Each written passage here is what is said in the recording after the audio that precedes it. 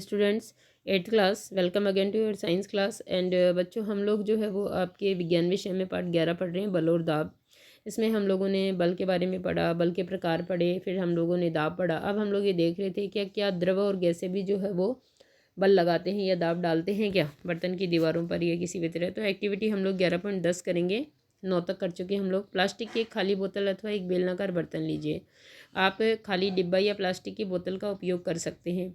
बोतल के पेंदे के पास चारों दिशाओं में 4 सुराख कीजिए। पेंदे के पास में 4 दिशाएं होती हैं, चारों दिशाओं में एक एक आपको छेद करना है। ध्यान दीजिए कि सुराख पेंदे से समान ऊंचाई पर ही होने चाहिए। नाप कर करना है आपको, चित्र 11.16 की तरह। अब बोतल को पानी से भरिए। आप क्या देखते हैं, क्या सुराखों से निकलता पानी बोतल से बराबर दूरी पर गिरता है? यह क्या दर्शाता है? क्या अब आप कह सकते हैं कि द्रव बर्तन की दीवार पर दाब डालता है? बिल्कुल, अगर नहीं डालता होता तो ये चारों सुराखों से पानी बराबर दूरी पर नहीं गिरता और सेम क्वांटिटी में नहीं निकलता बच्चों, ठीक है ना। तो द्रव जो है बर्तन की दीवारों पर समान गहराई पर समान दाब डालता है ना। इस एक्टिविटी से ये प्रूव हो गया है और यही हम प्रूव करना चाहते थे, ठीक है। क्या गैसें भी दाब डालती है? क्या बेबी जिस बर्तन में रखी जाती हैं उसकी दीवारों पर दाब डालती है? आइए ज्ञात करें। तो ये तो हमने देखा द्रव का कि द्रव जो है वो बर्तन की दीवारों पर दाब डालता है या नहीं। अब हम देखेंगे कि क्या गैस भी जो है वो दाब डालती है क्या। जब आप किसी गुब्बारे को फुलाते हैं तो उसके मुंह को क्यों बंद करना पड़ता है? यदि किसी फुलाए हुए गुब्बारे के मुंह को खोल दें तो क्या होगा? गैस निकल जाएगी। मान लीजिए आपके पास एक ऐसा गुब्बारा है जिसमें सुराग है, छेद है। क्या आप उसे फुला पाएंगे? नहीं फुला पाएंगे, क्योंकि उससे गैस पास होती रहेगी। यदि नहीं तो क्यों?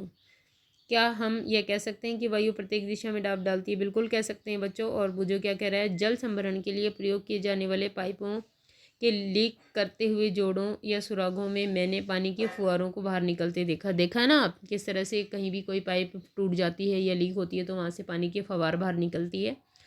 क्या यह पानी द्वारा पाइप की दीवारों पर लगाए जाने वाले दाग के कारण होता है? बिल्कुल होता है, ठीक है। स्मरण कीजिए कि यदि साइकिल की ट्यूब में पंचर हो तो उसके अंदर की हवा का क्या होता है? बाहर आ जाती है, फुस हो जाता है टायर।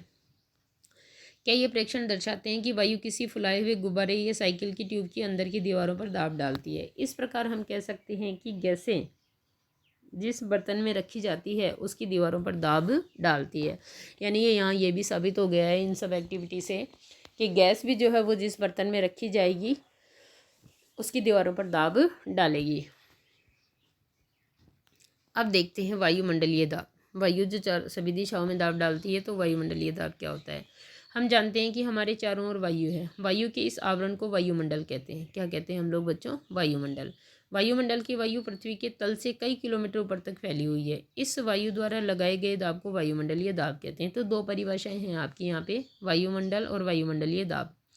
हम जानते हैं कि प्रति एकांक क्षेत्रफल पर लगने वाले बल को क्या कहते हैं बच्चों? हम लोग दाब। ये दाब की परिभाषा है आपकी। यदि हम एक इकाई क्षेत्रफल की कल्पना करें और इसके ऊपर वायु से भरा एक लंबा बेलन खड़ा हुआ हो माने, तब इस बेलन में वायु पर लगने वाला गुरुत्व बल वायुमंडलीय दाब के बराबर ही होगा। मान लीजिए आप एक इकाई क्षेत्रफल वाला कोई भी जो बेलन है वो वायु से भरा एक लंबा बेलन खड़ा हुआ है। तब इस बेलन में जो वायु है उस पर लगने वाला जो गुरुत्वीय बल होता है ना, वायुमंडलीय दाब उसके बराबर ही होगा। यानी पृथ्वी जिस चीज़ पे जो बल लगा रही है उसी बल के बराबर वायुमंडलीय दाब होगा। देखिए, जैसे ये है, हवा से भरा हुआ एक बेलन है इकाई क्षेत्रफल बल वाला। इसमें जो वायु होगी उस पर जो गुरुत्वीय बल लगेगा, तो इस वायु पे लगने वाला जो बल होगा वायुमंडलीय बल, वो उसी के बराबर होगा। लेकिन वायुमंडलीय दाब क्या है, कितना? आइए इसके परिणाम के बारे में विचार करें। क्रियाकलाप 11.11। एक अच्छी रबड़ का एक चूसक यानी शुकर लीजिए। यह रबड़ के एक छोटे प्याले की भांति दिखाई देता है। चित्र 11.18। इसको किसी समतल चिकने पृष्ठ पर जोर से दबाइए। क्या यह पृष्ठ से चिपक जाता है? इसको खींचकर पृष्ठ से उठाने का प्रयत्न कीजिए। क्या आप सफल हो पाते हैं? देखिए, ये है चूसर। आप इसको किसी भी फर्श से चिपकाएंगे तो उसको जब उठाएंगे तो आपको बड़ा जोर आएगा, है ना, रबड़ का चूसक। अब आप चूसक को दबाते हैं तो कप तथा पृष्ठ के बीच की अधिकांश वायु बाहर निकल जाती है। चूसक पर वायुमंडलीय दाब लगता है, इसीलिए यह पृष्ठ के साथ चिपक जाता है। चूसक को पृष्ठ से खींचकर अलग करने के लिए लगाया गया बल इतना अधिक होना चाहिए कि वायुमंडलीय दाब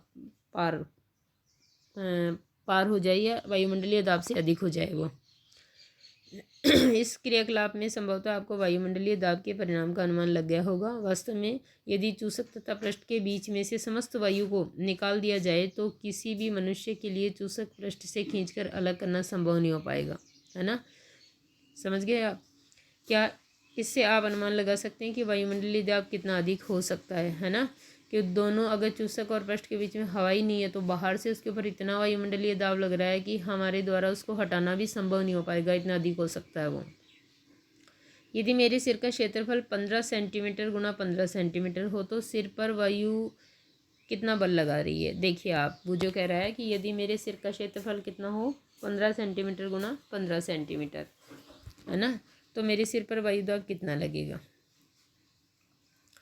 एक 15 गुणा 15 सेंटीमीटर क्षेत्रफल तथा वायुमंडल की ऊंचाई के बराबर ऊंचाई के स्तंभ में वायु के कारण लगने वाला बल लगभग 225 केजी द्रव्यमान के किसी पिंड पर लगने वाले गुरुत्वीय बल यानी 2250 न्यूटन के बराबर होता है।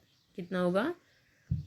उतने के बराबर होगा जितना कोई 225 केजी, मल्टीप्लाई कर लो 15 से 15 को, 225 केजी द्रव्यमान के किसी पिंड पर जितना गुरुत्वीय बल लगेगा ना, उतना ही लगेगा इस सिर पर भी, और वो होगा 2250 न्यूटन के बराबर।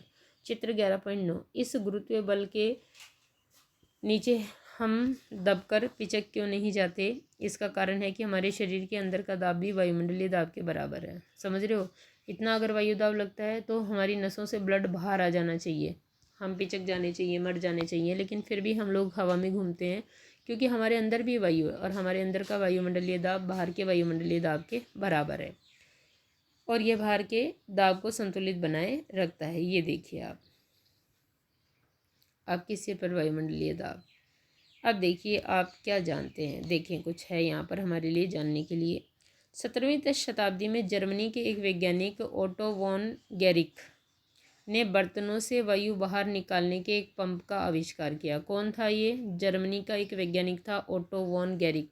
नाम क्या था इसका? ओटो वॉन गेरिक ने बर्तनों में जो वायु भरी होती है ना, उसको बाहर निकालने के लिए क्या किया इन्होंने? पंप का आविष्कार किया। इस पंप की सहायता से उन्होंने नाटकीय ढंग से वायुदाब के बल का प्रदर्शन किया। उन्होंने धातु के 2 खोखले अर्धगोले आधे आधे लिए जिनमें प्रत्येक का व्यास कितना था? 51 सेंटीमीटर था। इन गोलों को एक साथ जोड़कर उनके बीच की वायु निकाल दी। ठीक है, अब प्रत्येक अर्धगोले पर 8-8 घोड़े विपरीत दिशा में खींचकर अलग करने के लिए लगाए, चित्र 11.20 की तरह। वायु दाब का बल इतना अधिक था कि इतने घोड़े भी अर्धगोलों को अलग नहीं कर सके। अब देख लो वायु दाब का प्रभाव, कि 2 आधे आधे गोलों को निर्वात पंप से उन्होंने हवा निकाल कर जोड़ दिया तो 8-8 घोड़े खींच रहे हैं इनको, फिर भी ये अलग नहीं हुए, है ना। देख रहे हो आप चित्र में? देखिए, और यहाँ आपका ये चैप्टर पूरा हो गया। प्रश्न उत्तर भी करा दिए थे मैंने आपको। अगला चैप्टर शुरू करेंगे हम लोग कल। ओके स्टूडेंट्स, और यहाँ से आप कुछ प्रश्न कर सकते हो। वायुमंडल किसे कहते हैं, वायुमंडलीय दाब किसे कहते हैं, 15x15 का अगर मेरा सिर हो जो करा तो उसमें कितना वायुमंडलीय दाब लगेगा। और ये रोचक घटना भी आप कर सकते हो वायुमंडलीय दाब को प्रदर्शित करने के लिए घोड़ों वाली, है ना। Okay students.